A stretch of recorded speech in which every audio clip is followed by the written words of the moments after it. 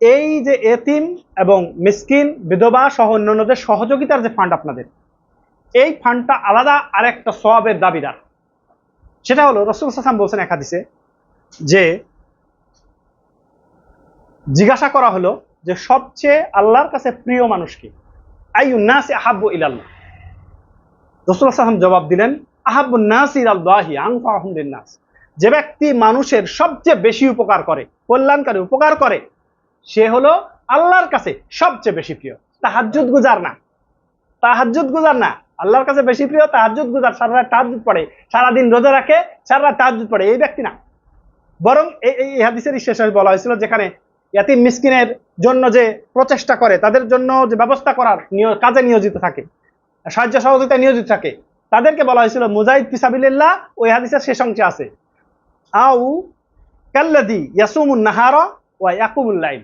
সেই ব্যক্তি যে রাতে রোজা, রাতে হচ্ছে সালাত আদায় করে সারা রাত এবং দিনে সারাদিন রোজা রাখে, এই ব্যক্তির মতো যে এতিম এবং মিসকিনের বিধবার জন্য যে চেষ্টা করে, তার সাহায্য সহযোগিতায় নিয়োজিত থাকে যে ব্যক্তি, তার সব এইরকম।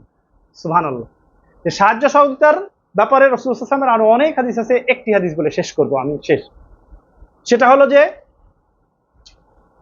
আল্লাহ রাসূল সাল্লাল্লাহু আলাইহি ওয়াসাল্লাম বলছেন যে লা আন আমশি মা আখিন ফি হাজাতিন আহাব্বু ইলাইয়া মিন আন আতাকিফা ফি হাযাল মসজিদ, ইয়ানি মসজিদুল মদিনা শাহরান।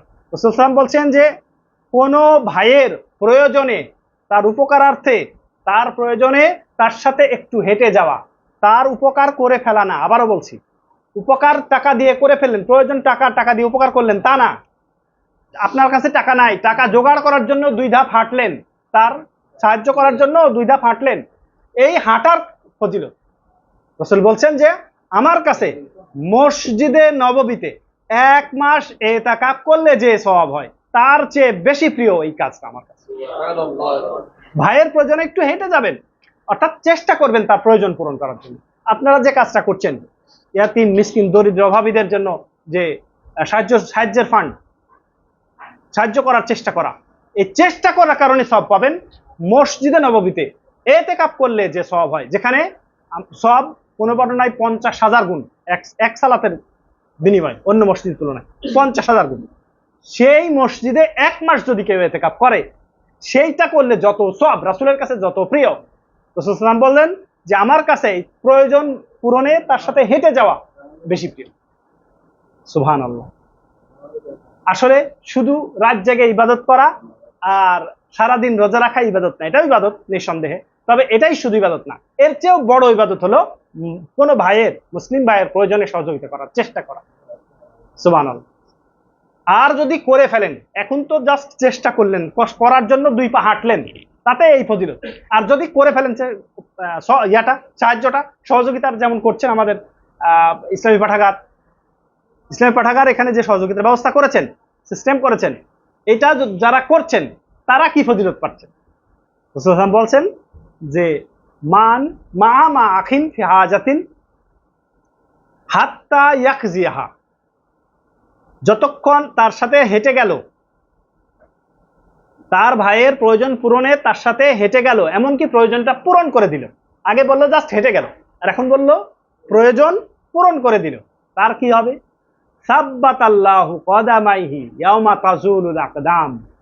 কিয়ামতের মাঠে সিরাতের উপরে, পুলসিরাতের উপরে যখন মানুষের পা গুলি পিছলে যাবে, কেউ সুস্থির হয়ে দাঁড়াতে পারবে না।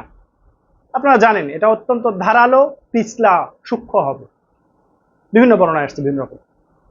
এই জায়গায় প্রত্যেককেই পার হতে হবে। নিচে জাহান্নাম, আল্লাহ আমাদের জাহান্নাম থেকে হেফাজত করুন, উপরে পুলসিরাত, ওই পাশে জান্নাত। এর আগে কোনো জান্নাতের সিস্টেম নেই। আপনি জান্নাতে যাবেন তো এই সিরাত পার হওয়া ব্যতীত জান্নাতে যেতে পারবেন না। প্রত্যেক নবী রাসূলকেও এই সিরাত পার হয়ে জান্নাতে যেতে হবে। এই সিরাতের উপরে যখন উঠবেন, কত মানুষ আছে ভাই, অবস্থা তো বিভিন্ন হবে। এই সিরাতের উপরে কেবল ইমানদাররাই উঠবে, কোনো কাফের এখানে আসতে পারবে না। কাফেররা তো কিয়ামতের মাঠেই আল্লাহ তাআলা নিয়ে যাবেন। জাহান্নাম এসে কিয়ামতের মাঠে উপস্থিত হবে, 60,000 লাগাম হবে, 60,000 লাগামে 60,000 ফেরেশতা থাকবে, এক লাগাম। তারপরেও জাহান্নামকে আটকায় রাখতে পারবে না, হিংস্র প্রাণীর মতো এসে লাফ দিয়ে এই অপরাধীদেরকে নিয়ে যাবে। আবার অনেক অপরাধীদেরকে চুল ধরে পা ধরে জাহান্নামে নিক্ষেপ করা হবে। আর সর্বশেষ হলো যারা যার ইবাদত করে, আল্লাহ বাদে যার ইবাদত যে করে, তাদেরকে আল্লাহ আলাদা করে দিবেন কিয়ামতে, দিয়ে বলবেন জাহান্নামে নিক্ষেপ করো সব। সুতরাং কেবল ইমানদাররা থাকবে। এর মধ্যে ভালো মানুষ আছে যারা পাপ করেই নাই বললে চলে, আবার এমন মানুষ আছে মাঝারি, পাপও করেছে পুণ্যও করেছে। এমন মানুষ আছে যারা অল্প কিছু সওয়াব করেছে, অনেক পাপ করেছে। আবার এমন মানুষ আছে যাদের শুধু ঈমান আছে বিশুদ্ধ, শিরিক নাই, কুফর নাই, বিশুদ্ধ ঈমান আছে, তবে কোনো সওয়াব নাই, এ লোকও আছে। যখন যেতে লাগবে না, তখন অনেকেই এই সিরাত, এখানে কাঁটা থাকবে, বড় বড় সাদান কাঁটা, বিশাল বিশাল কাঁটা থাকবে। এই কাঁটা তাদেরকে চেপে ধরবে, গায়ে বিভিন্ন জায়গায় চেপে ধরবে পাপ পরিমাণ অনুযায়ী, পাপের পরিমাণ অনুযায়ী। ফলে অনেকে এই কাঁটাই আঘাতে পড়ে যাবে, অনেকে রক্তাক্ত হয়ে বুকে ছেঁচড়ে পার হবে, নাজাত পেয়ে যাবে।